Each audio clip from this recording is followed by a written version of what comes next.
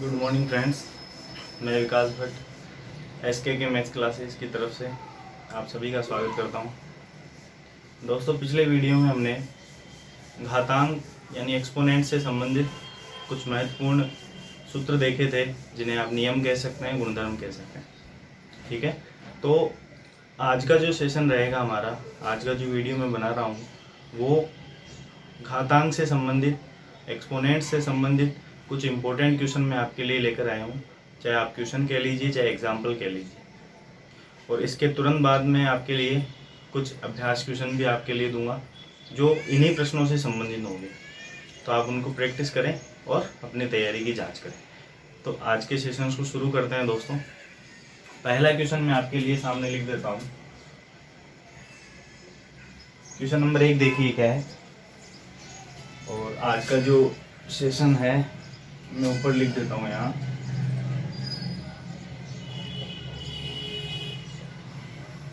कुछ important question की चर्चा हम आज करेंगे। ठीक है दोस्तों, तो सेशन को शुरू करते हैं। क्वेश्चन नंबर 1 में बताता हूँ आपको क्या करना है। बिल्कुल सिंपल से क्वेश्चन है। हमें केवल अपने तैयारी जो है उसको आगे बढ़ाना है और टॉपिक को कंप्लीट क्लियर करना है। भले क्वेश्चन इजी हो, क्योंकि जब तक पढ़ेंगे नहीं इजी नहीं लगेंगे। जो नहीं पढ़ता है उसके लिए तो सभी कठिन है। तो हमें इजी क्वेश्चन भी लेना है और कठिन क्वेश्चन भी लेने हैं। तो हर तरीके की क्वेश्चन हमारे सामने होने चाहिए। तो क्वेश्चन नंबर 1 की बात कर रहा हूँ मैं। निम्न को घातांक के रूप में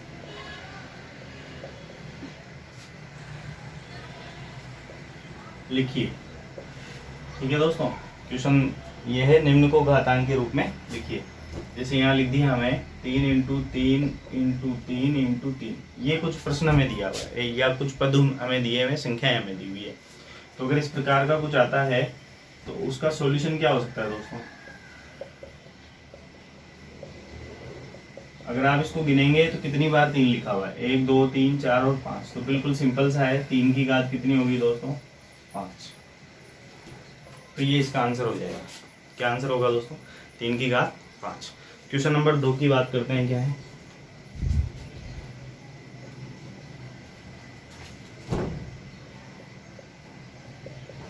-2 की घात 4 का मान क्या होगा? कुछ ऑप्शन दिए हुए मिल सकते हैं एग्जाम में, हम उनके सॉल्यूशन अभी देख रहे हैं।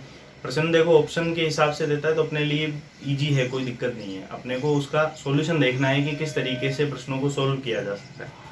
तो -2 की घात 4 हमें दिखाई दे रही है। हमें क्या करना है दोस्तों? एक चीज हमें हमेशा याद रखनी है कि अगर अंदर माइनस हो और घात क्या हो दोस्तों, सम हो, तो हमेशा मान किस में आएगा? प्लस में आएगा। तो मैं प्लस तो पहले ही लिख देता हूँ। ठीक है, और 2 की घात कितनी मान लेता हूँ? 4। तो माइनस को तो मैंने क्या लिख दिया? प्लस लिख दिया नियम के अनुसार। और 2 की घात 4 क्या होगी? 2 इंटू 2 इंटू 2 इंटू 2। गुणा करते हैं, क्या बनता है देखो? 2 दूनी 4, 4 दूनी 8, 8 दूनी 16। यानी मैं प्लस के 16 इसको लिख सकता हूँ। क्या लिख सकता हूँ दोस्तों? प्लस के 16। तो यह आंसर आ जाएगा प्लस के 16। ठीक है, क्वेश्चन नंबर 3 की बात करते हैं। क्या है?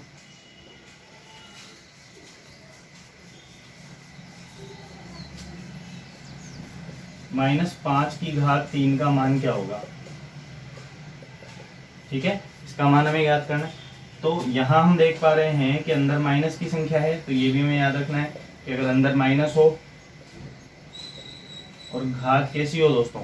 विषम हो, तो ऐसी स्थिति में जो परिणाम होगा वो किस में आएगा? माइनस में आएगा। तो मैं परिणाम पे माइनस का चिन्ह पहले से लगा देता हूँ। और अंदर 5 को कितनी बार लिखना है? 5 इंटू 5 इंटू 5, यानी 3 बार। घात कितनी है दोस्तों? 3 है, तो 3 बार हम लिख देंगे उसको। ये माइनस ऐसा कैसा? 5 को 3 बार गुणा करेंगे, 5 इंटू 5 कितना हो गया? 25। 25 को 5 से गुणा करेंगे तो 125। तो इसका आंसर क्या आ जाएगा दोस्तों? 125 आ जाएगा। और चिन्ह क्या आएगा? माइनस के 125। ठीक है, तो काफ़ी सिंपल से क्वेश्चन है, लेकिन जब तक नियम पता नहीं होंगे, ये विशेष नियम है, ये इनके बारे में हमें जानकारी नहीं होगी, तो हमें ये प्रश्न भी कठिन लगेंगे। ठीक है दोस्तों, तो कोई भी क्वेश्चन हमेशा क्या होता है? सरल नहीं होता है, अपने आप में महत्वपूर्ण होता है। हमें ये नहीं मानना है कि तो बहुत इजी क्वेश्चन है, क्योंकि इजी क्वेश्चन ज़्यादा गलत होते हैं। ठीक है, तो ये आप अच्छे से नोट कीजिए और अगले क्वेश्चनों की चर्चा हम करते हैं फिर।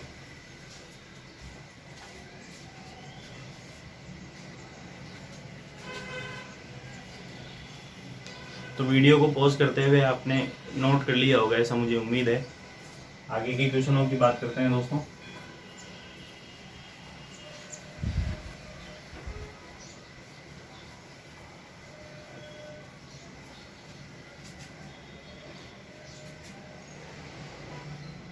क्वेश्चन नंबर 4 देख लेते हैं क्या।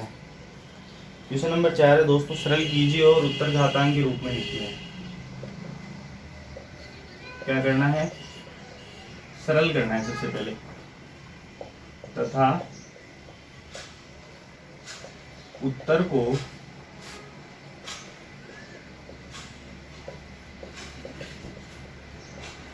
घातांक के रूप में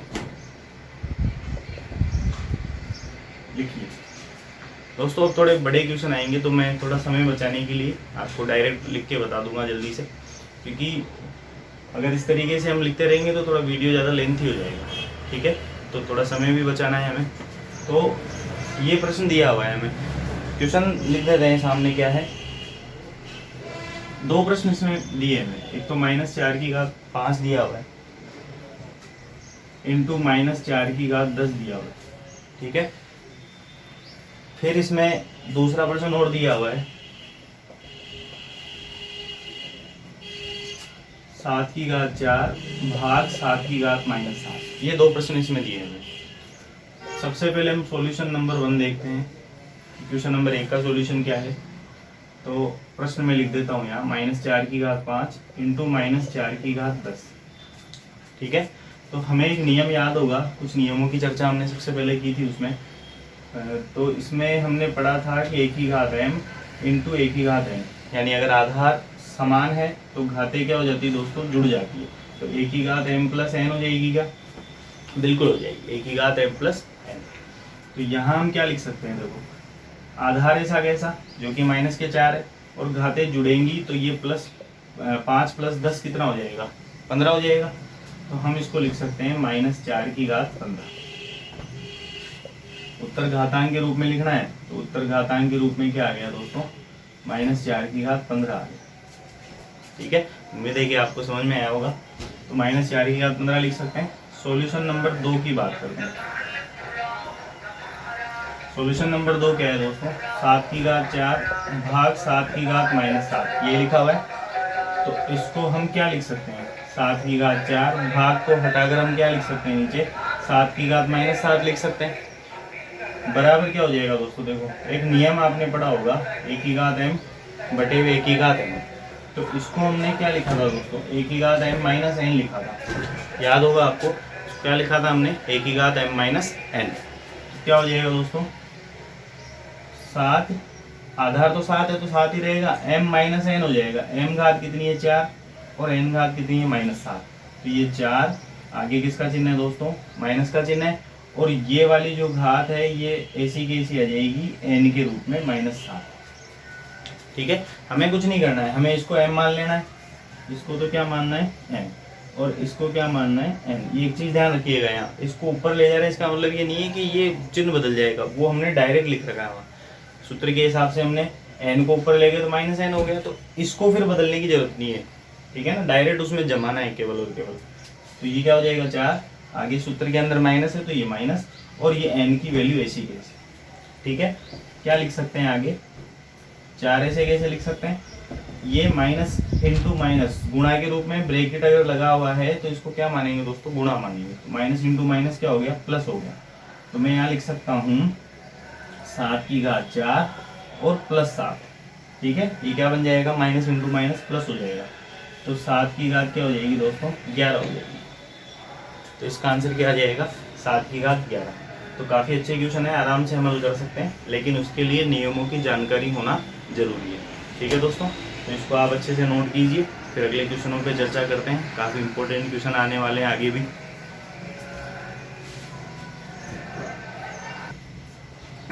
अगला क्वेश्चन आपके सामने है दोस्तों, क्वेश्चन नंबर 5 की बात करते हैं। सॉल्यूशन इसके मैं बता देता हूँ आपको किस तरीके से हल करना है। पहला प्रश्न कुछ इस तरीके से लिखा हुआ होगा, ठीक है। तो यहाँ आप देख पा रहे हैं कि यहाँ आधार समान नहीं है, घाते तो अलग अलग है ही, आधार भी समान नहीं है। तो उसके लिए हमें आधार को समान बनाना पड़ेगा। ठीक है, तो थोड़ा सा मैं इसको चेंज करते हुए आधार को समान बनाता हूँ। यहाँ हमें 4 दिख रहा होगा, तो मैं 4 को 2 की घात 2 लिख सकता हूँ। ठीक है, 2 की घात 2 इसको लिख सकते हैं 4 को। और ऊपर क्या लिखा हुआ है दोस्तों 3, तो मैं ये 3 लिख देता हूँ। और फिर उसके ऊपर मैं मान लेता हूँ यहाँ -2 लिख सकते हैं। तो इस तरीके से हम उसको सरल करेंगे वापस, ताकि आधार समान बन सके। और इसको ऐसा कैसे रखेंगे, क्योंकि हमें एक जैसा दिखाना है दोनों को।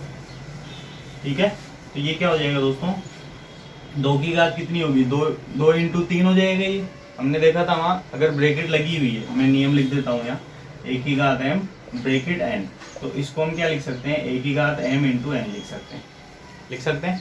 तो यहाँ क्या आ जाएगा, 2 इंटू 3 कितना हो गया दोस्तों, 6 हो गया। और ऊपर लगी हुई है -2 घात के रूप में। और ये ऐसा कैसा, इसको अगर हम और आगे हल करें तो ये भी गुणा हो जाएगा। तो 6 इंटू 2 क्या हो गया, 12 हो गया। और चिन्ह देखेंगे, इस पे प्लस का चिन्ह है, इस पे माइनस का चिन्ह है। प्लस को माइनस से गुणा करेंगे तो क्या हो जाएगा, माइनस हो जाएगा, इंटू 2 की घात -3। ठीक है, यहाँ हम देख पा रहे हैं कि आधार समान है, तो घातें जुड़ जाएंगी, यानी a की घात m इंटू a की घात n होने पर क्या हो जाता है दोस्तों, a की घात m प्लस n हो जाता है। तो क्या हो जाएगा, 2 की घात -12, ये प्लस का चिन्ह जोड़ने के लिए, और आगे n का मान ऐसा कैसा, यानी -12 प्लस ब्रैकेट के अंदर -3। तो ये क्या हो जाएगा, देखो 2 की घात -12, प्लस को माइनस से गुणा करेंगे माइनस बन जाएगा, और 3 ऐसा कैसा। ठीक है, और हमें अच्छी तरह से पता होना चाहिए कि समान चिन्ह आने पर हम जोड़ते हैं। समान चिन्ह आने पर हम क्या करेंगे दोस्तों, जोड़ेंगे, चाहे समान चिन्ह प्लस में हो चाहे समान चिन्ह माइनस में हो। तो हम इसको क्या लिख सकते हैं, -12 और -3 कितना हो गया, -15। ठीक है, 12 और 3 जोड़ने पे क्या हो जाएगा, 15 हो जाएगा। और माइनस में क्यों लगा रहा हूँ, आपने पहले भी ये देखा होगा कि मैंने कहा होगा आपको कि बड़ी संख्या का चिन्ह लगाना है। परिणाम पे किसका चिन्ह लगाएंगे, बड़ी संख्या का। तो -12 है इस बड़ी संख्या, इसलिए यहाँ हम क्या लिख देंगे, 2 की घात -15। तो ये इसका आंसर आ जाएगा। ठीक है दोस्तों, क्वेश्चन नंबर 2 देख लेते हैं, इसका क्या है, 9 की घात 4 भाग 3 की घात 11। ठीक है, तो यहाँ भी हमें क्या करना पड़ेगा, समान बनाना पड़ेगा। तो समान बनाने के लिए हम 9 को 3 के रूप में कन्वर्ट करें, तो कन्वर्ट कर देते हैं दोस्तों। 9 को मैं क्या लिख सकता हूँ, 3 की घात 2 लिख सकता हूँ। ठीक है, और ऊपर 4 पहले से लगा हुआ है। ठीक है, भाग 3 की घात 11। यहाँ तक आपके समझ में आ गया होगा। 3 की घात, अब देखो यहाँ 2 के ऊपर 4 लिखा हुआ है, तो नियम सेम वही है, a की घात m ऊपर n, यानी m और n क्या हो जाएगा दोस्तों, गुणा हो जाएगा। तो क्या लिख सकते हैं, a की घात m इंटू n। तो ये हो जाएगा 3 की घात 2 इंटू 4 क्या हो गया दोस्तों, 8 लिख दें इसको, भाग 3 की घात 11। ठीक है, तो इसको हम आगे क्या लिख सकते हैं, इसको हम लिख सकते हैं 3 की घात 8 बटे हुए 3 की घात 11 लिख सकते हैं। एक नियम मैंने आपको लिखवाया था कि a की घात m बटे हुए a की घात n होने पर हम क्या कर देते हैं, a की घात m माइनस n कर देते हैं, यानी घटा देते हैं उसको। तो क्या हो जाएगा, ये 3 की घात 8 और 3 की घात 11 है ना, तो ये क्या हो जाएगा दोस्तों, 3 की घात 11 है, तो ये ऊपर आ जाएगा 3 की घात -11। ठीक है ना, लेकिन सूत्र से हम लिखें तो सूत्र से डायरेक्ट लिख सकते हैं। डायरेक्ट अगर इसको लिखें, क्या लिखेंगे, देखो 3 की घात 8 और -11 ऐसे लिख दें। तो ये क्या हो जाएगा दोस्तों, 11 में से 8 घटा क्यों रहा हूँ मैं, क्योंकि एक प्लस में एक माइनस में, अलग अलग चिन्ह होने पर हमें घटाना है और समान चिन्ह होने पर जोड़ना है। 11 में से 8 गया कितना बच जाएगा दोस्तों, 3 बच जाएगा। बड़ी संख्या कौन सी है, 11 पे माइनस है, तो यहाँ भी क्या आ जाएगा, माइनस, यानी इसका आंसर क्या आ जाएगा, 3 की घात -3। ठीक है, तो काफ़ी अच्छे क्वेश्चन थे और आसानी से हमने समझे, किसी भी प्रकार की दिक्कत हमें नहीं आई, समस्याएं हमें नहीं आई। ठीक है, तो इसको आप अच्छे से नोट कीजिए, फिर अगले क्वेश्चनों में देखते हैं वहाँ कुछ ऐसा स्पेशल है या नहीं है।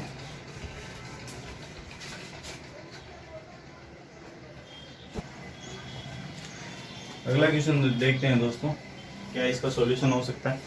प्रश्न पढ़ देते हैं पहले, क्या है, सरल कीजिए और उत्तर धनात्मक रूप में लिखिए। इसको सरल करना है और उत्तर किस रूप में लिखना है, धनात्मक रूप में। तो क्या हो जाएगा, देखो सॉल्यूशन देखते हैं इसका। तो क्या हो जाएगा दोस्तों, इसमें सबसे पहले हम देखिए यहाँ हमें दिखाई दे रहा है कि ये दोनों पद गुणा के रूप में, ठीक है। तो पहले हम इन दोनों को हल करेंगे, और हल करते समय एक चीज हमें ध्यान रखनी है कि ये जो पद लिखे हुए हैं ये भिन्न में लिखे हुए हैं, और बाहर जो संख्या लिखी हुई है वो सामान्य संख्या लिखी हुई 3 के रूप में। तो हमें इनको भिन्नों को हटाना है और 3 बनाना है। तो उसके लिए हम क्या करेंगे, एक चीज आपको याद होगी कि अगर एक की घात m है तो उसको नीचे ले जाने पर एक की घात माइनस m हो जाता है, तो इसका उल्टा ही हो जाएगा, ठीक है। तो इस तरीके से हमें इसको लिखना है। तो क्या हो जाएगा, देखो पहले एक बार मैं इसको प्रश्न को यहीं से हम देख लेंगे। 1/3 को अगर मैं उल्टा लिखता हूँ तो 3/1 लिख सकता हूँ। 3/1 की घात कितनी हो जाएगी दोस्तों, 4 हो जाएगी, ठीक है। इनटू इसको मैं लिख सकता हूँ 3/1 की घात -8, उल्टा होगा, चिन्ह बदल जाएगा ना। ये संख्या को उल्टी करने पर क्या हो जाता है, चिन्ह बदल जाता है। ये -4 था, +4 हो गई, ये +8 है, ये -8 हो गए, भाग 1/3। इसको ऐसा कैसा रखते हैं पहले, ठीक है, इसको बाद में हल करेंगे, भाग 3 की घात -7, ठीक है। ध्यान दीजिए आगे। तो यहाँ मैं इसको क्या लिख सकता हूँ, इसको मैं लिख सकता हूँ 3 की घात 4, क्योंकि 3/1 का मतलब 3 ही हो गया, तो इसको मैं 3 की घात 4 लिख सकता हूँ, इंटू 3 की घात -8 इसको लिख सकता हूँ, भाग, देखो इसको भी हम साथ के साथ ही चेंज कर देते हैं, ठीक है ना, साथ के साथ चेंज करते हैं तो ज़्यादा ठीक रहेगा ये भी, ठीक है।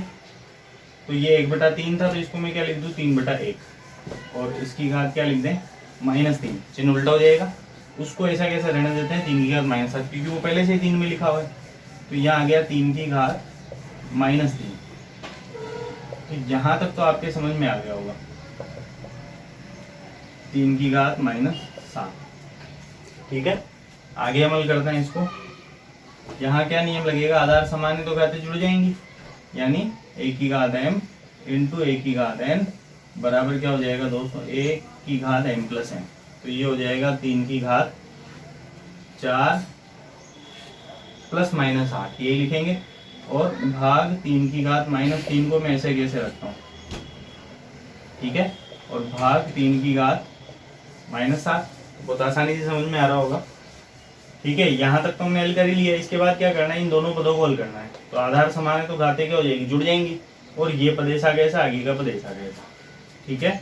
आगे क्या हो जाएगा, देखो 3 की घात कितनी हो गई, देखो ये 4 ऐसा कैसा, प्लस को माइनस से गुणा करेंगे, -8, भाग 3 की घात -3, और इधर आ जाएगा दोस्तों 3 की घात -7, ठीक है।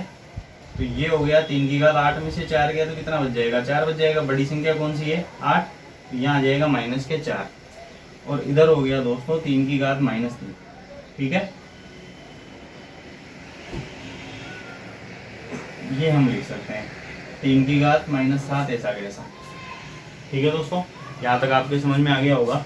इसके बाद हम देख पा रहे हैं कि यहाँ ये जो पद है ये किस रूप में है, ये a की घात m बटे हुए a की घात n के रूप में है, जिसको a की घात m भाग a की घात n भी लिखा जा सकता है, और इसका जो मान होगा वो क्या हो जाएगा, a की घात m -n। तो ये पता है, हमने नियम देखा था पहले। तो इस नियम के अकॉर्डिंग अगर हम इसको हल करें तो क्या हो जाएगा, 3 की घात -4, और ये जो -3 है ये यहाँ आ जाएगा। देखो एक बार मैं इसको चेंज कर देता हूँ थोड़ा सा, ताकि आपको समझ में आ सके। 3 की घात -4 बटे हुए 3 की घात -3, अब आपके आसानी से समझ में आ जाएगा ये। तो इस पद को अलग रखें और इस पद को हमें अलग रखना है, ताकि मिक्स नहीं हो, गड़बड़ नहीं हो, ठीक है। तो एक बार आप इसको वीडियो को पॉज करके नोट कर लीजिए, फिर मैं आगे चलता हूँ कि आगे इसको कैसे हल किया जा सकता है, ठीक है दोस्तों। तो आप इसको नोट कीजिए, मैं आगे की प्रक्रिया देखता हूँ क्या हो सकता है, सॉल्यूशन क्या है इसका, आगे हम चेक करते हैं इसको, ठीक है। इससे आगे हल करेंगे तो क्या हो जाएगा, देखो आधार ऐसा कैसा रखना है, 3 रख दिया मैंने, और यहाँ हमें रखना है m - n। m क्या है दोस्तों, -4, n क्या है -3, और बीच में किसका चिन्ह लगाना है, माइनस का। तो ये माइनस का चिन्ह मैंने लगा दिया, तो यहाँ मेरे को ब्रैकेट लगानी पड़ेगी, ठीक है। इसको मैं अलग रखता हूँ सेपरेट तरीके से, और ये मैंने आगे लिख दिया 3 की घात -7, ठीक है। तो ये क्या हो गया दोस्तों, 3 ऐसा कैसा, -4 ऐसे कैसे लिख देते हैं, यहाँ माइनस इंटू माइनस क्या हो गया, प्लस हो गया, और भाग 3 की घात -7 ऐसे कैसे, ठीक है दोस्तों।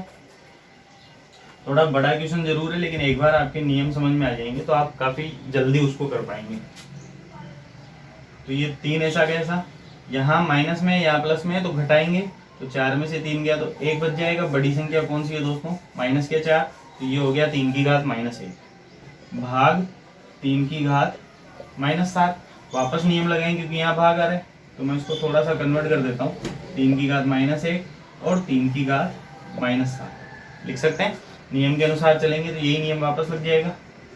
आधार कितना हो गया 3, m की जगह क्या लिख दें दोस्तों -1, और n की जगह क्या लिख दें -7, और बीच में किसका चिन्ह लगा दें माइनस का, बीच में माइनस आ जाएगा तो मैं यहाँ ब्रैकेट लगा देता हूँ, ठीक है। इसके अनुसार मैंने उसको यहाँ जमा दिया। क्या हो जाएगा आगे, 3 ऐसा कैसा, -1 ऐसा कैसा, माइनस इंटू माइनस क्या हो गया दोस्तों, प्लस हो गया। और हम जानते हैं अलग अलग चिन्ह होने पर हम क्या करते हैं, घटाते हैं। तो हमें क्या करना है, 7 में से 1 घटाना है, तो 7 में से 1 घटाने पर क्या आ जाएगा दोस्तों, 6 आ जाएगा। यानी यहाँ हम लिख सकते हैं 3 की घात 6, बड़ी संख्या 7 है इसलिए प्लस के 6 आ जाएगा। तो जो इसका आंसर है ये कितना आ जाएगा दोस्तों, 3 की घात 6 आ जाएगा, ठीक है। तो उम्मीद है कि आपको समझ में आया होगा। हाँ, बड़ा जरूर है, कैलकुलेशन काफ़ी लंबी हो गई है, लेकिन अगर आप प्रैक्टिस करेंगे, अच्छे से नियमों को समझेंगे, तो आप इसमें 1 मिनट भी नहीं लगाएंगे। निश्चित रूप से आपको आप इस प्रश्न को 1 मिनट के अंदर अंदर हल कर लेंगे, लेकिन उसके लिए प्रैक्टिस अच्छी होनी चाहिए और नियमों की जानकारी पूरी होनी चाहिए, ठीक है। तो आप इसको नोट कीजिए। अगले क्वेश्चन देखते हैं फिर क्या है।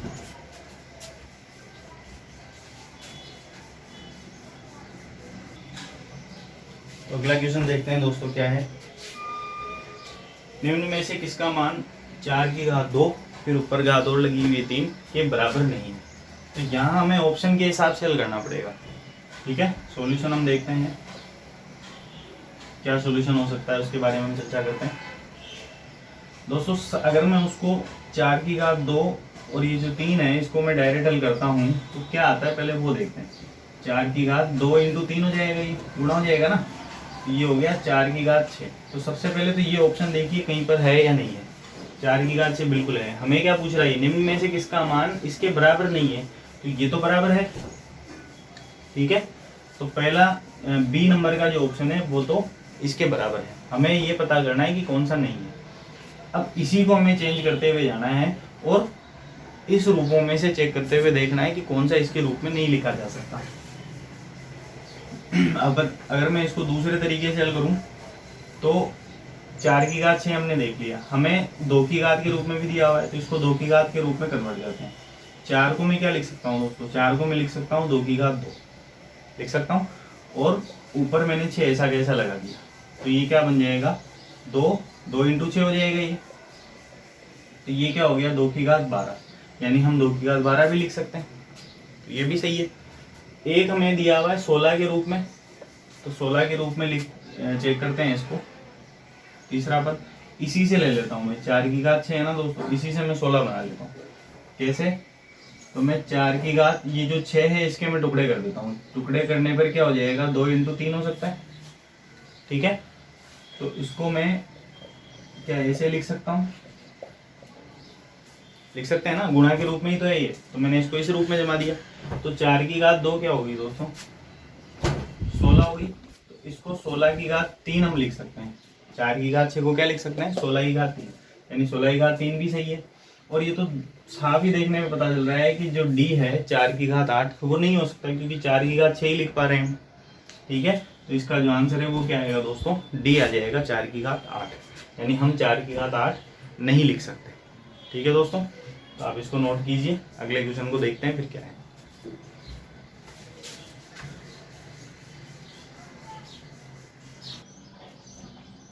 ध्यान दीजिए दोस्तों आगे क्वेश्चन नंबर 8 क्या है, निम्न में से किसका मान 2 के ऊपर फिर 2 लिखा हुआ है फिर 3 लिखा हुआ है के बराबर है। तो यहाँ एक चीज ध्यान रखिएगा, वहाँ ब्रैकेट नहीं लगा हुआ है। गलतियाँ ये होती है, इस प्रकार के जो प्रश्न होंगे काफी इंपॉर्टेंट है। वो इंपॉर्टेंट क्यों कह रहा हूँ मैं, क्योंकि इस प्रकार के क्वेश्चनों में हमने अगर स्टार्टिंग गलत कर दी ना तो किसी भी कंडीशन में आंसर सही नहीं आएगा। तो इस चीज़ को जरूर ध्यान दीजिएगा। और वो जो ऑप्शन उसमें मिलेंगे ना वो थोड़े डिफरेंट टाइप के देता है, इसलिए गलतियाँ होने की संभावना ज़्यादा होती है या टाइम ज़्यादा लग सकता है। तो इसलिए इंपॉर्टेंट क्वेश्चन है, पहले हम उसको सरल करके देखते हैं कि उससे क्या बन सकता है। ठीक है, तो यहाँ हम देख पा रहे हैं कि 2 के ऊपर यहाँ ब्रैकेट नहीं है, इस चीज़ का ध्यान रखना। इसको गुणा मत कर देना डायरेक्ट कि 2 3 6 हो गया ये, ठीक है ना। अधिकतर बच्चे ये लिखेंगे 2 की घात 6 होगी, ये गलत है। 2 की घात 6 नहीं होगा, ये ब्रैकेट नहीं है इस जगह। ठीक है, तो 2 की घात 3 को हम क्या लिख सकते हैं, 2 की घात 3 का मतलब क्या हुआ, देखो 2 की घात 3 का मतलब हो गया 2 इंटू 2 इंटू 2, कितना हुआ 2 दूनी 4 4 दूनी 8, यानी 2 की घात कितनी बनेगी दोस्तों, 8 बनेगी। यानी पहला आंसर तो गलत है, 2 की घात 6 लिखा हुआ है तो ये तो नहीं हो सकता। ठीक है, हमें दूसरा चेक करना है कि 4 की घात 3 के रूप में बन सकता है या नहीं बन सकता।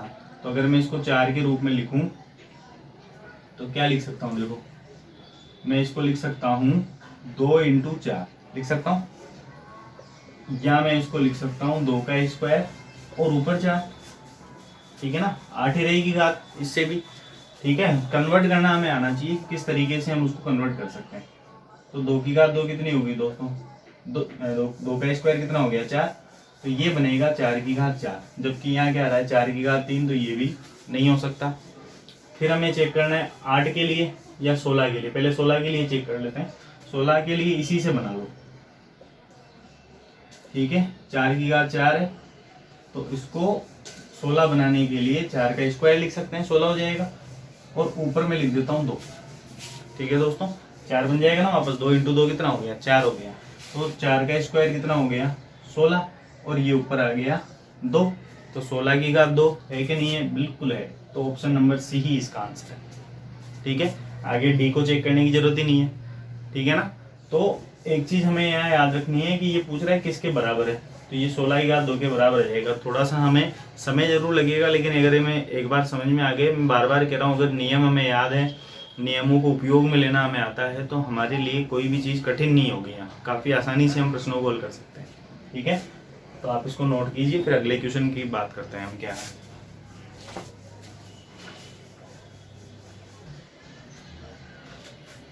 क्वेश्चन नंबर 9 की बात करते हैं दोस्तों।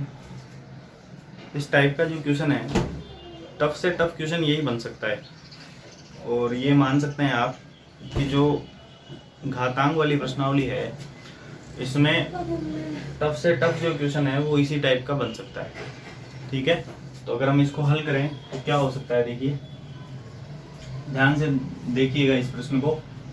यहाँ कुछ पद दिए हुए हैं, पहले हम उनको सरल करते हैं। पहला पद ये दिया हुआ है, ठीक है, तो हमें ऊपर से शुरू करना है, यहाँ से शुरू करना है। 2 की घात 2 है तो 2, पहले मैं इसको लिख देता हूँ, ये 2 ऐसा गया था, 2 की घात 2 क्या होगी दोस्तों 4 होगी। ठीक है, ऊपर से हल करते हुए आना है।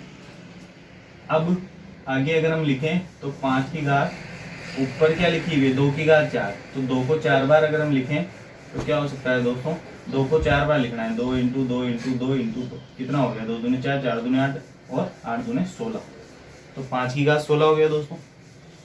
तो इसको हल करने पर आया 5 की घात 16, तो हमारी सीधी नज़र जो है वो कौन से ऑप्शन पे जाएगी, बी पे, कि यार बी में से कुछ हो सकता है। ठीक है, ये पहला पद हम हल कर रहे हैं, थोड़ी सी जगह छोड़ते हुए चलता हूँ मैं, क्योंकि इनको चेंज करने की जरूरत हमें पड़ सकती है। ठीक है, दूसरा जो पद है उसको हम देखते हैं। दूसरा पद क्या है, 5 की घात 2, फिर ऊपर लिखा हुआ है 2 की घात 2।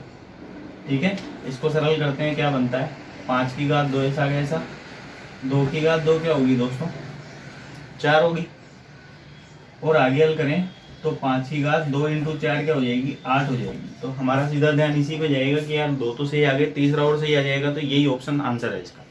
ठीक है, तीसरे पद को सरल करते हैं, क्या बनता है, तीसरा पद है 5 की घात 2 के ऊपर लिखा हुआ है 3 और फिर ऊपर लिखा हुआ है 3। तो यहाँ हमें बाहर वाले पद को पहले हल नहीं करना, क्योंकि बाहर तो एक ही पद है, अंदर वाले पद को पहले हल करना है। तो क्या बनेगा, 2 की घात 3 क्या हो जाएगी दोस्तों 8 हो जाएगी, क्या हो जाएगी 8 हो जाएगी, तो 5 की घात 8 बन जाएगा ये, और ऊपर क्या लिखा हुआ है, ऊपर 3 लिखा हुआ है। ठीक है, तो ये बनेगा 5 की घात 8 इंटू 3 कितना हो गया, 8 इंटू 3 हो गया 24, यानी बी वाला ऑप्शन तो नहीं है। ठीक है, बी आंसर नहीं हो सकता इसका।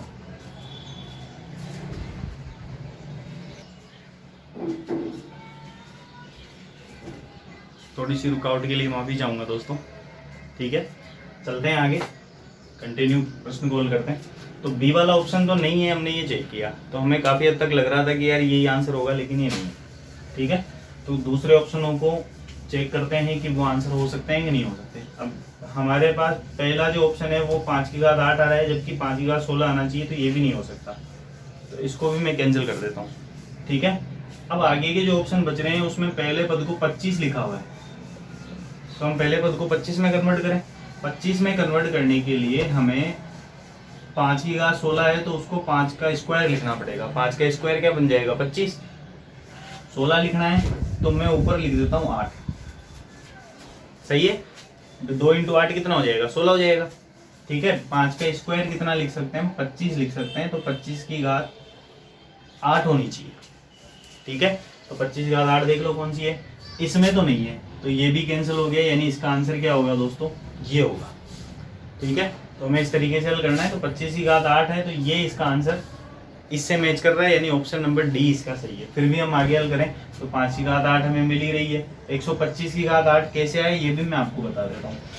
5 की घात 24 है, तो आपको उसको 125 बनाने के लिए क्या करना है, 5 इंटू 5 25, फिर एक बार और गुणा करेंगे तो 125, यानी हम उसको लिख सकते हैं 5 की घात 3 लिख सकते हैं दोस्तों। और 24 बनाना है तो मैं ऊपर क्या लिख दूं, 8 लिख दूं। 3 इंटू 8 कितना हो जाएगा, 24 हो जाएगा। तो 5 की घात 3 क्या होगी दोस्तों, 125 होगी, और ये हो गया 125 की घात 8।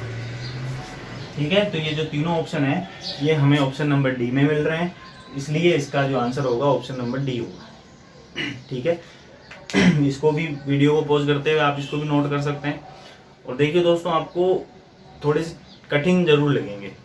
ठीक है, अगर आपकी गणित ज़्यादा अच्छी नहीं है और स्पेशल रूप से बायोलॉजी के जो स्टूडेंट हैं उनको थोड़ी सी दिक्कत जरूर आएगी, लेकिन निश्चित रूप से आप जैसे ही प्रैक्टिस करेंगे, नियमों को याद करेंगे, तो आपको धीरे धीरे जैसे एक्सरसाइज करते रहेंगे, दोहराते रहेंगे, तो ऑटोमेटिक चीज़ें ईजी होती जाएगी।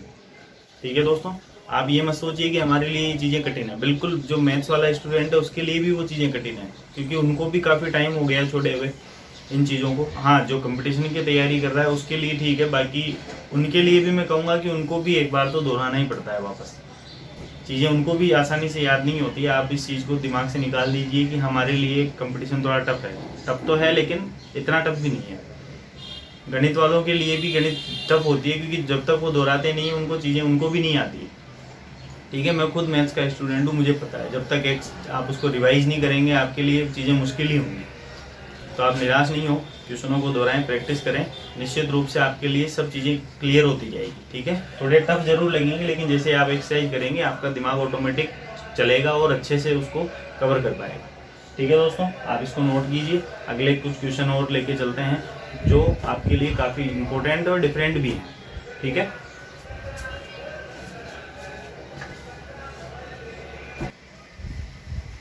अगले क्वेश्चन पे ध्यान देते हैं दोस्तों। अगले जो प्रश्न है वो वैज्ञानिक अंकन पद्धति पर आधारित है। जो पद है उन्हें हमें वैज्ञानिक रूप में लिखना है, वैज्ञानिक पद्धति के रूप में लिखना है। तो वैज्ञानिक पद्धति के रूप में कैसे लिखा जाता है उसी के बारे में हम देखेंगे। पहला जो प्रश्न है दोस्तों 492.33 तो ये जो प्रश्न है इसे हमें लिखना है वैज्ञानिक अंकन पद्धति में। ये पद्धति क्या होती है, इसमें हमें क्या करना होता है, इसमें हमें दशमलव रूप में लिखना होता है पहली चीज़। तो हम यहाँ देख पा रहे हैं कि दशमलव रूप में ये लिखा हुआ है, लेकिन ये जो दशमलव है ये यहाँ नहीं होकर यहाँ होना चाहिए, इस जगह। ठीक है ना, पहले अंक के बाद में होना चाहिए, तब जाके उसको क्या माना जाएगा, वैज्ञानिक अंकन पद्धति के रूप में माना जाएगा। तो हम क्या करेंगे दोस्तों, एक चीज़ हमें देखो, यहाँ इम्पोर्टेंट चीज़ जो है वो क्या है, हमें अच्छी तरह से पता है कि जैसे हम पॉइंट हटाते हैं तो पॉइंट हटाने पर नीचे जीरो आती है। ठीक है ना, पॉइंट हटाने पर क्या होगा, नीचे जीरो आएगी। ठीक है, और पॉइंट हटेगा कब, पॉइंट हटाने पर क्या होता है, पॉइंट हटाने पर जो ये दशमलव है ये उस साइड जाएगा, इकाई के अंक साइड, इकाई के अंक की तरफ जाएगा ना। इस चीज़ को याद रखना पड़ेगा हमें, या तो फिर याद रख लो या फिर पॉइंट हटा के नीचे जीरो लगाओ, थोड़ी प्रक्रिया लंबी हो जाएगी। ठीक है ना, लेकिन मैं आपको दोनों तरीके से बताता हूँ किस तरीके से हल कर सकते हैं। फर्स्ट जो तरीका है वो क्या हो सकता है, देखो यहाँ से अगर मैं दशमलव हटाता हूँ तो नीचे कितना आएगा, कितनी संख्या बाद दशमलव लगी हुई है, 1 और 2, तो मैं नीचे 10 की घात 2 लिखूंगा। ये ध्यान रखना, वैज्ञानिक अंकन पद्धति में हमें 10 की घात के रूप में लिखना पड़ता है। तो ये 10 की घात 2 होगी क्योंकि नीचे 100 आएगा, 100 का मतलब 2 जीरो है, तो 10 की घात 2 लिख देंगे। ठीक है दोस्तों, अब हमें क्या करना है, हमें यहाँ जो संख्या लिखी हुई है उसमें दशमलव को हमें यहाँ तक लाना है। ठीक है, यहाँ तक लाने के लिए देखो क्या करेंगे, 1 2 3 4, 4 संख्या बार लगाना है, तो ये 4.92333 यहाँ तक हमने लिख दिया। इनटू जितनी संख्या बाद हमने दशमलव लगाया उससे हम गुणा कर देंगे। ठीक है, समझना अच्छे से, कितनी संख्या बार लगाया, 1 2 3 और 4, तो इनटू 10 की घात 4। तो यहाँ एक चीज समझनी है कि अगर हम दशमलव लगाते हैं तो हमें गुणा करना है। ठीक है, और अगर हम दशमलव हटाते हैं तो हमें भाग लगाना है। ठीक है, चाहे आप नोट लगा के लिख सकते हैं इस चीज को। अगर हम दशमलव लगाते हैं अपनी तरफ से तो फिर हमें गुणा करना है 10 की घात के रूप में, और अगर हम दशमलव हटाते हैं तो हमें 10 की घात के रूप में भाग लगाना है। याद रह जाएगा दोस्तों, तो आप इसको नोट लगाकर लिख लें। तो ये आ जाएगा, और नीचे कितना है दोस्तों, 10 की घात 2 है। ठीक है, और इसको सरल करना पड़ेगा, अंतिम रूप तक उसको लिखना पड़ेगा। तो ये 4.9233 इंटू 10 की घात 4, ऐसा कैसे, 10 की घात 2 को मैं ऊपर ले लेता हूँ, तो ये हो जाएगी 10 की घात -2। या तो ऐसे लिख दें या डायरेक्ट लिख दें, 1 की घात m इंटू 1 की घात n के रूप में, तो 1 की घात m माइनस n। ठीक है ना, उस तरीके से भी हम लिख सकते हैं। अगर मैं उस तरीके से लिखूँ तो 10 की घात यहाँ 2 है और यहाँ 4 है, ये m हो गया, ये n हो गया, तो नियम के अनुसार क्या हो जाएगा, 1 की घात m बटे 1 की घात n बराबर 1 की घात m माइनस n लिख सकते हैं। तो 4 - 2 हो जाएगा क्या दोस्तों, बिल्कुल 4 - 2 हो जाएगा। तो यहाँ आ जाएगा 4.9233 इंटू 10 की घात 4 में से 2 गई तो कितनी बच गई, 2 बच गई। ठीक है, तो ये इसका वैज्ञानिक अंकन होगा।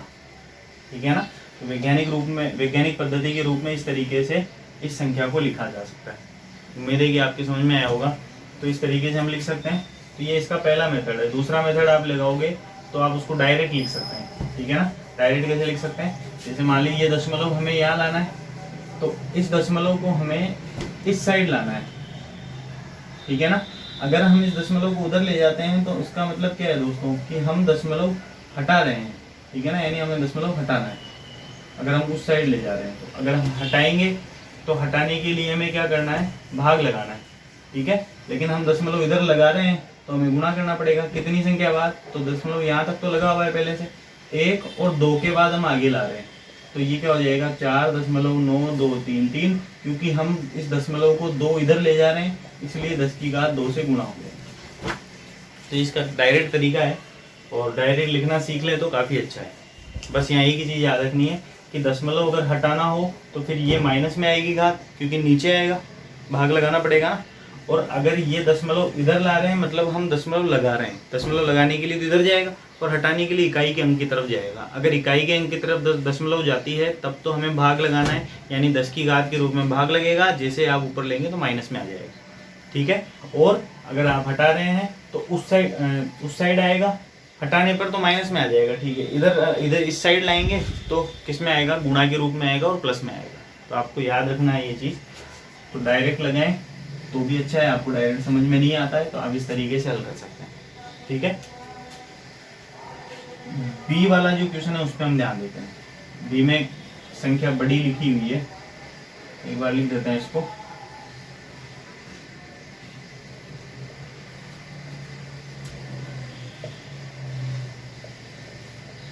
ये संख्या लिखी हुई है दोस्तों, तो इसके लिए हमें क्या करना है, देखो इसके लिए हमें एक तो जीरो कितने हैं ये देख लें, 1 2 3 4 5 6 7 जीरो है। कितने जीरो हैं दोस्तों, 7। तो पहले तो जो वैल्यू है ना, ये ध्यान रखिएगा कि जीरो को हमें अलग से लिखना है। ठीक है, जीरो को हमें क्या करना है, अलग से लिखना है। तो लास्ट में अगर जीरो हो तो उसको 10 की घात के रूप में लिख लें पहले तो कितनी जीरो है दोस्तों, 7 जीरो है। तो ये कितना बन गया, पहले मैं संख्या लिख देता हूँ, 78 93 7 4 8 3 7 इंटू 10 की घात 7। यहाँ तक बात आ गई समझ में, 10 की घात कितनी हो जाएगी, 7 हो जाएगी। अब हमें पॉइंट लगाना है, और मैंने क्या कहा, अगर हम अपनी मर्जी से पॉइंट लगा रहे हैं उसमें तब तो 10 की घात के रूप में गुणा करना है। और अगर हम पॉइंट हटा रहे हैं तो 10 की घात के रूप में माइनस से गुणा करना है, क्योंकि भाग लगेगा और ऊपर आने पर माइनस होगा। तो यहाँ कितनी संख्या बाद है देखो, 1 2 3 4 5 6 7 8, 8 संख्या के बाद यहाँ पॉइंट लगेगा। ठीक है, तो मैं इसको लिख सकता हूँ 7.893 7 4 8 3 7 इंटू 10 की घात 7 पहले से, क्योंकि हमने 8 संख्या बाद पॉइंट लगाया इसलिए मैं 10 की घात 8 से और गुणा कर दूंगा। ठीक है, तो ये हो गया 7.893 7 4 8 3 7 इंटू 7 और 8 जुड़ जाएगा, क्योंकि आधार समान होने पर घातें जुड़ जाती है। तो 10 की घात कितनी हो जाएगी, 7 और 8 कितनी होगी दोस्तों, 15। तो इसको वैज्ञानिक अंकन पद्धति में इस तरीके से लिखा जा सकता है। तो उम्मीद है कि आपके समझ में आ गया होगा कि वैज्ञानिक अंकन पद्धति में किस तरीके से लिखा जाता है। ठीक है, तो इस तरीके से हम वैज्ञानिक अंकन पद्धति में लिख सकते हैं। काफ़ी इंपॉर्टेंट चीज़ें हैं, और जो मैंने कहा कि आप इसको नोट लगा के लिखें, उसको आप नोट लगा के अगर लिख लेते हैं तो आपको भविष्य में कभी भी इससे संबंधित क्वेश्चनों में दिक्कत नहीं आएगी, इतना मैं जिम्मेदारी कह सकता हूँ। ठीक है, तो आप इसको नोट कीजिए। फिर 1-2 क्वेश्चन और हैं तो उनके बारे में हम हल करते हैं, उनको हल करते हैं और फिर आज के सेशन को समाप्त करते हैं। ठीक है दोस्तों, तो इसको आप नोट कीजिए, फिर अगले क्वेश्चनों को हम देखते हैं।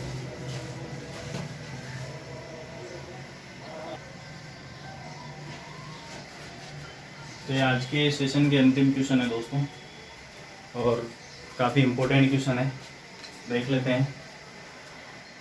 सॉल्यूशन नंबर 1 की बात करते हैं। क्वेश्चन नंबर 1 का सॉल्यूशन क्या है, 5.6 इंटू 10 की घात 5, ये जो ओब्लिक लगा हुआ है इसका मतलब है भाग। ठीक है, तो बटे हुए 7 इंटू 10 की घात 4 लिख देते हैं। इस प्रकार का अगर प्रश्न आता है तो उसको हमें कैसे हल करना है, देखिए 5.6 ऐसा कैसा इंटू 10 की घात 5। ठीक है, और नीचे में 7 मान लेता हूँ ऐसा कैसा, और ये जो 10 की घात 4 है मैं इसको ऊपर ले लेता हूँ, तो 10 की घात -4। ठीक है, आपको ध्यान रखना है ये जो 10 की घात के रूप में संख्याएं लिखी हुई आपको इसको एक साथ लेना है और हल कर लेना है। ठीक है ना, अलग अलग नहीं रख सकते, इनको एक साथ हल कीजिए। ठीक है, ताकि एक ही पद आ सके। यहाँ तक कोई दिक्कत नहीं है। यहाँ से अगर मैं दशमलव हटाऊंगा तो आपको मैंने क्या बताया था कि अगर दशमलव हटती है तो किसके रूप में लिखना है, हमें माइनस के रूप में। क्यों लिखना है, देखो अगर ये दशमलव हटेगी तो एक संख्या बाद है तो नीचे 10 आएगा। नीचे क्या आएगा, 10। 10 मतलब 10 की घात 1, तो 10 की घात 1 जैसे ऊपर जाएगी तो वो किस में हो जाएगी, माइनस में। तो आप चाहें तो डायरेक्ट लगा सकते हैं, नहीं आता है समझ में तो आप आराम से नीचे लगाइए फिर ऊपर ले जाइए। ठीक है, बाकी याद रहे तो बहुत अच्छी बात है कि हमें पॉइंट हटाना है, और पॉइंट हटाने पर हम क्या करेंगे, इधर लिखेंगे 10 की घात के रूप में, लेकिन कैसे, माइनस के रूप में। अगर एक संख्या बाद है तो -1, 2 संख्या बाद दशमलव हटा रहे हैं तो -2, 3 संख्या बाद हटा रहे हैं तो 10 की घात -3। काफ़ी सिंपल सी चीज़ है, लेकिन एक बार आपके दिमाग में फिट होना जरूरी है। ठीक है, सिंपल सी चीज़ है कि अगर दशमलव हटा रहे हैं, जितनी संख्या बाद हटा रहे हैं उतनी घात के रूप में लिखना है माइनस में। किसमें लिखना है दोस्तों, माइनस में। और अगर हम दशमलव लगा रहे हैं तो हमें लिखना है प्लस में, घात किस में आएगी, प्लस में। बस इतनी सी चीज़ नोट करनी है आपको। ठीक है दोस्तों, तो ये 5 की घात 5.6 था, पॉइंट हटा दिया हमने और 10 की घात -1 लिख दिया, ये 56 बन चुका है। तो 7 से ये 56 कट गया, कितने बार, 8 बार कट गया। तो यहाँ आ गया दोस्तों 8। और इधर हम देख पा रहे हैं कि आधार तीनों के समान है, आधार तीनों के समान है तो घातें जुड़ जाएंगी। तो यहाँ 10 की घात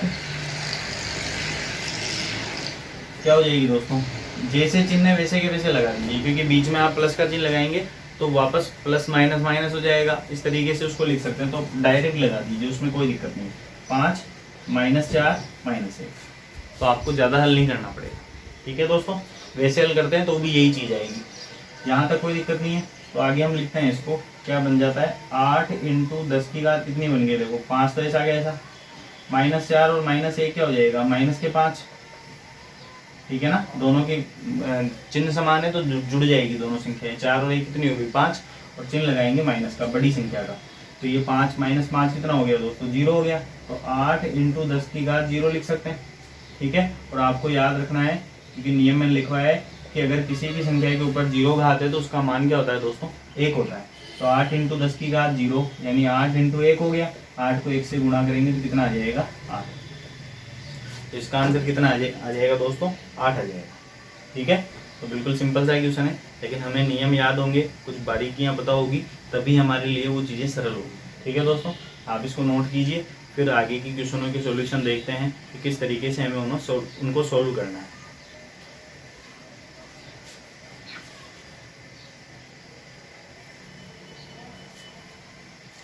अगले क्वेश्चन का सॉल्यूशन देख लेते हैं दोस्तों, क्या है क्वेश्चन नंबर 2 क्या है। देखो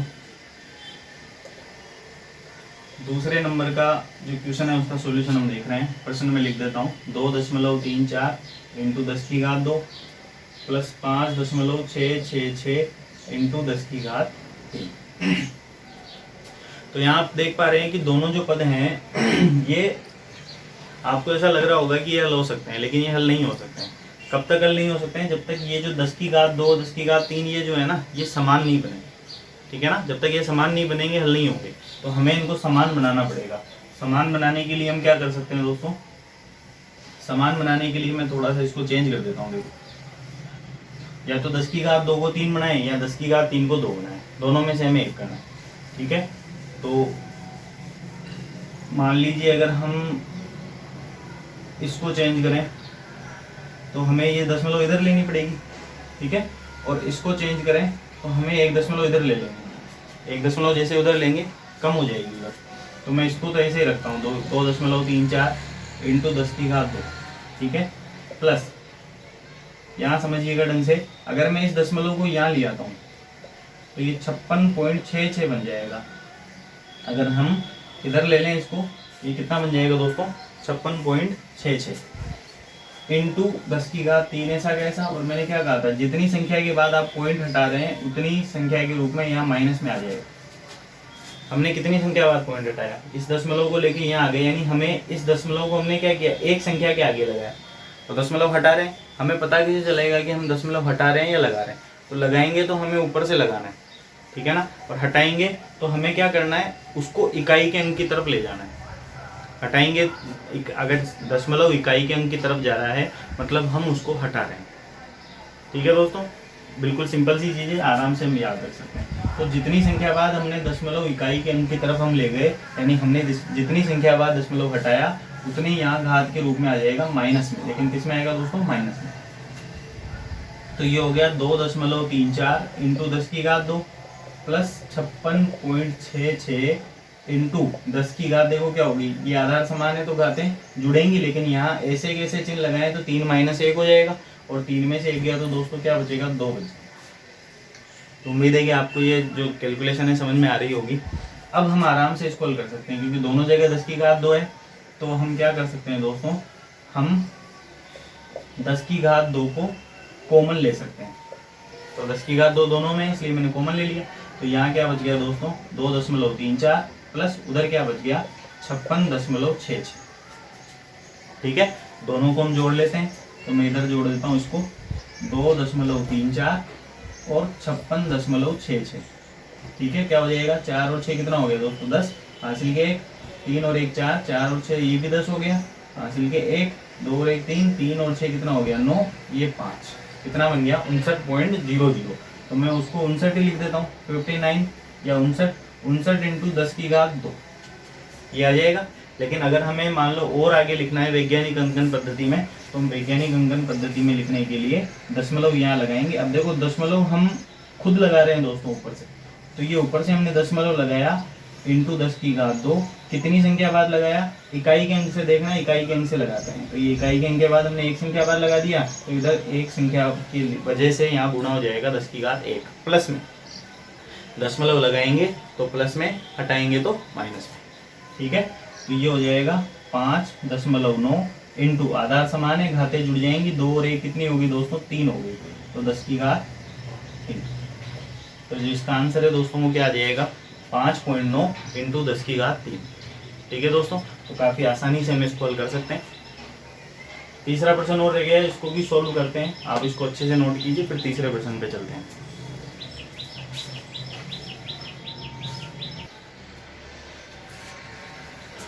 क्वेश्चन नंबर 11 का तीसरा क्वेश्चन मैंने लिख दिया है दोस्तों, गलती से मिट गया था मुझसे, लेकिन मैंने वापस लिख दिया है। तो क्वेश्चन नंबर 3 देखते हैं हम क्या है। लास्ट क्वेश्चन है आज का ये। तो इसको किस तरीके से हल करना है उसको हम चेक करते हैं। देखो यहाँ हमें दिखाई दे रहा है कि ये कुछ जीरो यहाँ लगी हुई है, संख्या लिखी हुई। तो हमें क्या करना है, सबसे पहले ये देखना है कि यहाँ कितनी संख्या बाद दशमलव लगा हुआ है। तो ये 1 2 3 4 5 6 7 8 9 10 11 12 के बाद लगा हुआ है। लेकिन हमें इस प्रश्न में क्या करना है, हमें जहाँ वैज्ञानिक अंकन पद्धति से लिखा जाता है वहाँ तक हमें ले लेना है, ठीक है ना। तो यहाँ अगर हम देखें तो अगर मैं यहाँ से लेता हूँ तो वैज्ञानिक अंकन पद्धति के हिसाब से हो सकता है 4 दशमलव बनेगा। तो यहाँ से हम लें इस जगह से, ठीक है, ये दशमलव यहाँ आ जाए तो कितनी संख्या बाद आ जाएगा, देखो 1 2 3 4 5 6 7 8 के बाद आ जाएगा। तो हमें दशमलव हटाना है, क्योंकि मैंने क्या कहा इकाई के अंक की तरफ जाएंगे तो दशमलव हटेगा। तो हमें हटाना है उसको, कितनी संख्या तक हटाना है, 8 संख्या के बाद हटाना है या 8 संख्या तक हटाना है।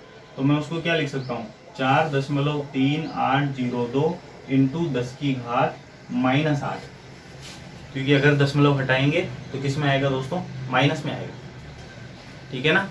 और दशमलव लगाएंगे अपनी तरफ से तो किस में आएगा, प्लस में आएगा, ठीक है। तो यहाँ तक आपको समझ में आ गया होगा। प्लस दूसरे में हम देखें तो दूसरे में क्या हो जाएगा, देखो 1 2 3, क्योंकि अब यहाँ हमने 8 संख्या तक लिया है तो उसको भी 8 तक ले लो। कैसे लेंगे, 1 2 3 4 5 6 7 8, यानी हमें दशमलव यही लगा देते हैं हम दशमलव, ठीक है ना। तो ये क्या बन जाएगा दोस्तों, 0.6198 इंटू 10 की घात -8, तो ये पद बन जाएगा, ठीक है दोस्तों। तो यहाँ तक हम उसको लिख सकते हैं, यहाँ तक आपको कोई दिक्कत नहीं होनी चाहिए, ठीक है दोस्तों। आप उल्टा भी कर सकते हैं, इसके जैसा इसको बना सकते हैं या इसके जैसा इसको बना सकते हैं, दोनों में से हमें एक करना है, यानी हमें समान बनाना है दोनों में से, ठीक है। तो आपको समझ में आ गया होगा। इसके बाद क्या करना है दोस्तों, इसके बाद हमें पता है इसकी घात समान है, तो मैं 10 की घात -8 को तो ले लेता हूँ कॉमन। कॉमन लेने के बाद अंदर लिख देते हैं बची हुई संख्या को, ठीक है। अब ये दोनों संख्याएं जुड़ सकती है तो मैं इसको जोड़ लेता हूं अलग से।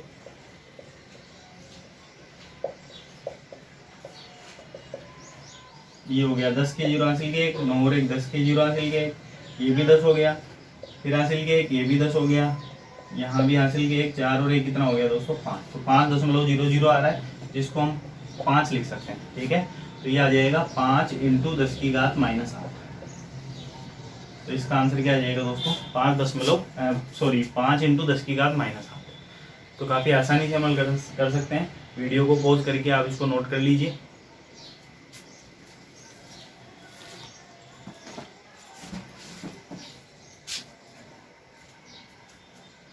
तो आपने इसको नोट कर लिया होगा दोस्तों। तो आज का जो सेशन है मेरे हिसाब से काफ़ी अच्छा लगा होगा आपको, और उम्मीद है कि आपको जो कंटिन्यू जो सेशन आते जा रहे हैं वो पसंद आ रहे होंगे। तो इसी तरीके से अपनी तैयारी को मजबूत करते रहिए, क्वेश्चनों को ज़्यादा से ज़्यादा दोहराइए, ठीक है ना दोस्तों। क्योंकि जब तक आप प्रैक्टिस नहीं करेंगे आपकी मैथ्स स्ट्रॉन्ग नहीं होगी। क्योंकि आपने भी सुना होगा कि practice make a man perfect. आदमी जब भी परफेक्ट हो पाएगा, जब तक वो प्रैक्टिस नहीं करेगा परफेक्ट नहीं हो पाएगा। इसलिए आपको प्रैक्टिस करनी चाहिए ज़्यादा से ज़्यादा क्वेश्चनों, ठीक है दोस्तों। तो आज का सेशन बड़ा ही मज़ेदार रहा होगा, काफ़ी कुछ हमें सीखने को मिला होगा, ठीक है दोस्तों।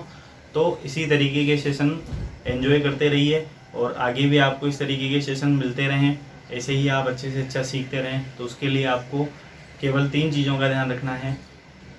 आपको खुद को पता है क्या करना है, लाइक करना है, सब्सक्राइब करना है और ज़्यादा से ज़्यादा लोगों तक शेयर करना है ताकि वो भी सीख सकें।